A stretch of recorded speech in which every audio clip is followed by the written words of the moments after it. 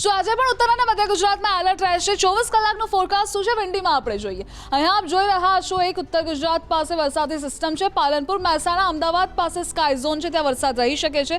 વડોદરા સુરત એટલે દક્ષિણ ગુજરાતનો જે બેલ્ટ આવશે, વડોદરા પછી એટલે સુરત વલસાડ આસપાસ વરસાદ રહી શકે છે। નોર્મલ અત્યારનું ફોરકાસ્ટ છે, ભાવનગર આસપાસ પણ રહી શકે છે। આપણે ટાઈમ હોરિઝોનમાં ચેન્જ કરીને પણ જોઈ લઈએ। 3 વાગ્યા આસપાસ આપ જોઈ રહ્યા છો એક મહેસાણા પાસે છે એટલે ઉત્તર ગુજરાતમાં તેની અસર જોવા મળી શકે છે। વડોદરા પાસે એટલે કે અમદાવાદ સુધી તેની અસર વર્તાઈ શકે છે।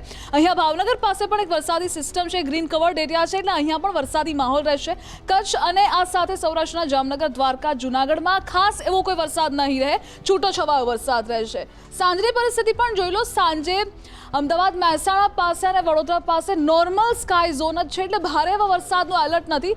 આઈએમડી ફોરકાસ્ટ પણ જોઈ લઈએ તો અહીંયા આખામાં ઓરેન્જ એલર્ટ ઇસ્યુ કરવામાં આવ્યું છે, એટલે કે મધ્ય ગુજરાતમાં ઓરેન્જ એલર્ટ છે, ઉત્તર ગુજરાતમાં ઓરેન્જ એલર્ટ છે, રેડ એલર્ટ પણ ઇસ્યુ કરવામાં આવ્યું છે અરવલ્લી આસપાસ અને રિમેનિંગ કચ્છ અને આ સાથે સૌરાષ્ટ્ર જ્યાં યલો એલર્ટ છે। એટલે અત્યારે આગામી 24 કલાકનું ફોરકાસ્ટ જોઈએ તો માત્ર વરસાદ ઉત્તર મધ્ય ગુજરાતમાં રહી શકે છે, સૌરાષ્ટ્રના અમુક પાર્ટમાં, કચ્છમાં વરસાદ નહીં રહે। અને આ સાથે તમારા વિસ્તારમાં કેવો વરસાદી માહોલ છે કમેન્ટ સેક્શનમાં જણાવો।